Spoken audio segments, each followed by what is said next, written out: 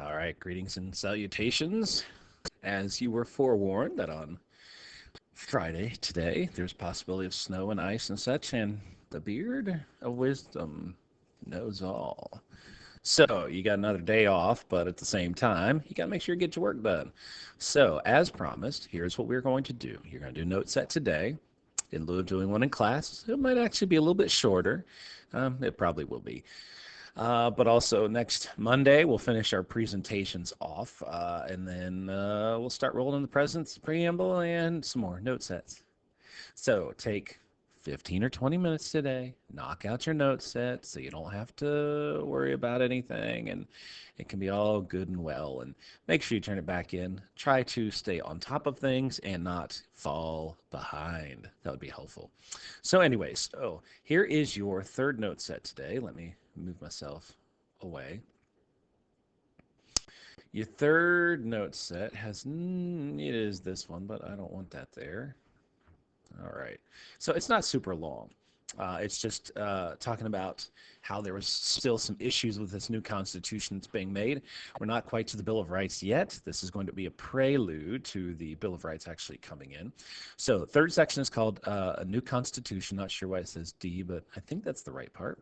Oh well, that's the third one that came up. So, anyways, new constitution.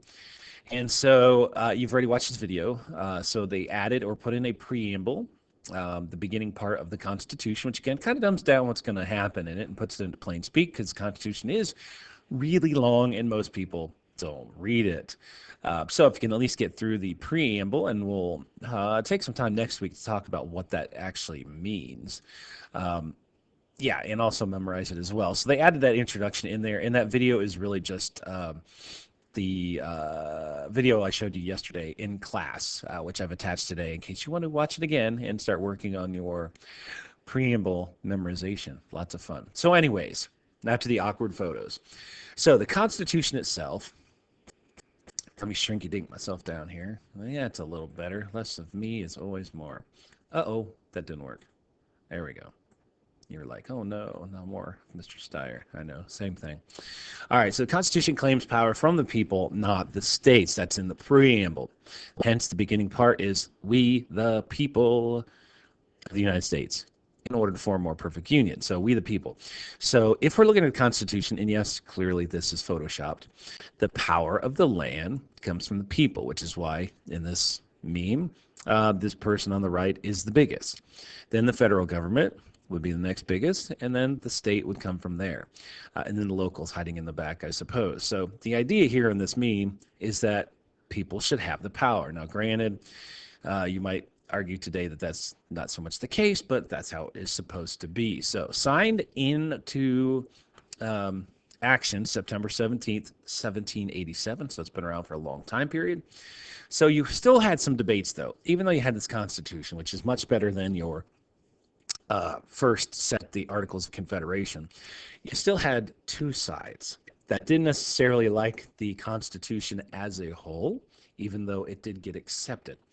So you had two groups. If you can remember one, then the other side is the exact opposite, as one is called the Federalists, and the other side is called, wait for it, the Anti-Federalists. So if you can get one, you can get the other. Now, these are your founding fathers. These are some of the big names that you now know thanks to musicals and songs and other things. So let's talk about the Federalists. What you see in front of you in the picture is called the Federalist Papers, written by some guy named Hamilton, Jay, and Madison. You might know who those people are, or not. I guess I'll tell you all about them. So the Federalists, root word is federal. So that actually does help you figure which side does which. They supported a strong national government, hence the word federal, and the new Constitution. Love it. So they're pretty much pure constitutionalists. They love a strong national government. In this new Constitution, and according to their opinions, states would have little say in government. So everything basically would start up on top, be passed down to lower groups, and that middle group and even lower in the local would have zero to no say in anything. So again, if you can get the Federalists, you can guess what the other side is with the Anti-Federalists. So they felt that states would have little to no say in government, which obviously doesn't work a whole lot today in terms of theory because we've talked that states do dictate quite a bit in terms of their rules because of the vague generalities, if I can say the word, of the amendments, as we have talked about. So they wrote some papers called the Federalist Papers. Now, I'm sure most people in the United States have not read these unless you are a constitutional scholar or a history guy or was forced to read them in college. So the Federalist Papers. So here you have Hamilton, you have Madison, and you have John Jay up top looking like a balding George Washington a little bit, especially with a little pointy nose. But the Federalist Papers were basically them outlining in various essays or articles, 85 of them, why we should ratify the U.S. Constitution as is. So basically, it was just trying to sway people and say, here's why we need these certain things. So they collected them together, put them in a booklet, and these are called the Federalist Papers. So again, you might have read, you probably haven't read any of them, but I would say to college level and adults, you might have read some of these. And if you have paid attention and watched Hamilton on Disney, which is pretty good, they do talk about him writing, and he wrote a lot. He read a lot. And so he's trying to really define these rules and the Constitution for our country, and trying to, again, persuade people to have the same opinion as him. So written by Alexander Hamilton, as we said, James Madison, and John Jay. They opposed the Bill of Rights. They said, we don't need one. We need to have the Constitution as it is, because Hamilton feared that the people would misinterpret having only a few laws written down. So I guess instead of having a few, you don't have very many, and it becomes kind of vague. So no Bill of Rights. So obviously, as you know, we have a Bill of Rights already, so something doesn't work out on their behalf. So the flip side then are the anti-federalists. These are the guys who said, weaker national government, we need a Bill of Rights. So that would include George Mason, and you might only know him because of basketball, not that he was a baller and could dunk the ball. Yeah, probably not. But there's a college named George Mason who does pretty well in the NCAA tournament every few years. And then probably Patrick Henry. If you don't know him already, give me liberty or give me death. But you might know him from the school Patrick Henry, just north of us. Yeah, there's a school called Patrick Henry. I think they're called the Patriots. Zing, good nickname for him. So the Anti-Federalists, as we said, George Mason, Patrick Henry, they felt like the new Constitution, without a Bill of Rights, weakened the states, and the government could turn back into England. They did not want an all-powerful government, because we had that once, and they pretty much dictated everything that the people wanted to do. So if we could give some of that power to the states, then maybe we could limit how much power the national government would actually have. So they wanted stronger states. And they wanted a Bill of Rights. Now, this note set kind of looks funny, but they were mad that there's no Bill of Rights.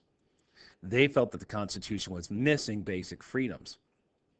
So if you look at the Constitution itself, and then you look at what the Bill of Rights are, then you're going to realize that even though it is kind of vague, still, in some cases, those are things that they said, we got to have this in the Constitution, because these are 10 things, adding more later, 10 things that England did to us we didn't like.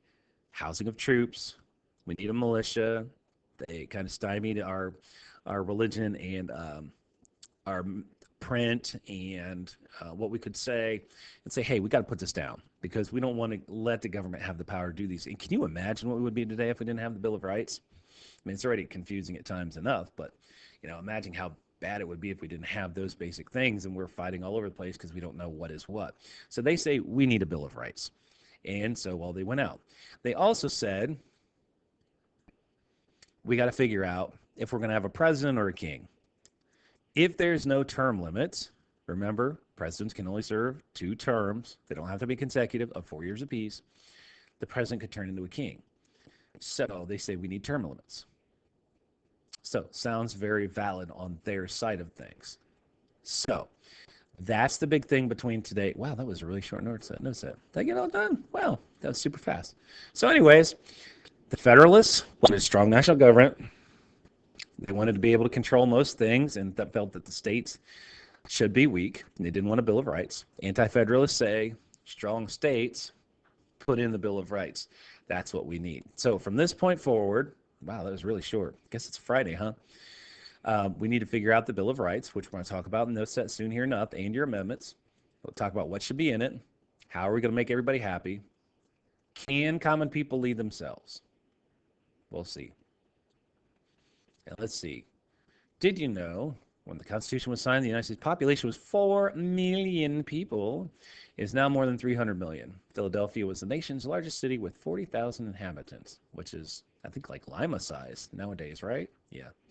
But anyways, it took 100 days to actually frame the Constitution. Yeah, and you guys complain that you have like 3 days to write 2 paragraphs. These guys put the Constitution together in 100 days. It'd probably take you like 1,000 days.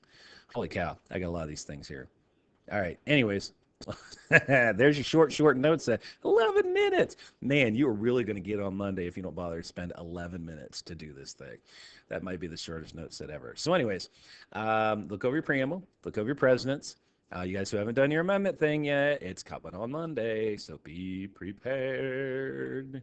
Anybody? Lion King? Yeah, okay. All right, well, have a good Friday. Get out and help somebody. You got an old neighbor who needs their drive or sidewalk shoveled. Why don't you go do that for him? That'd be a nice civic duty thing. Like I just saw my neighbor doing my sidewalk, which I don't know that needed done, but I'm appreciative of it. So have a good Friday. See you later.